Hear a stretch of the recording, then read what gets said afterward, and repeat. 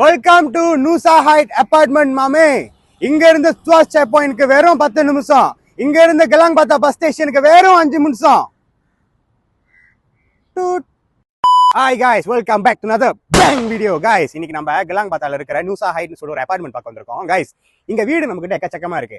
நான் வீடு பேச வரல. இங்க ஏன் இந்த வீடு ரொம்ப ஸ்ட்ராட்டஜிக் பாத்தீங்கன்னா, இங்க இருந்து கிலாங்பாத்தா bus station very very near. நீங்க இங்க இருந்து ஒரே பஸ் எடுத்தா போதும், நேரா துவாஸ் செக் பாயிண்ட்ல போய் இறக்கிடுவான்.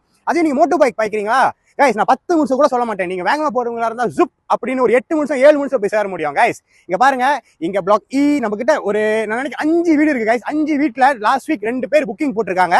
அது லோன் ஒன்னும் தெரியல என்ன ஆக போகுதுன்னு. பட் இன்னொரு 3 வீடு நம்ம இந்த மாசம்குள்ள நம்ம சேல் பண்ணிடுவோம். ஸோ லேட் பண்ணாதீங்க.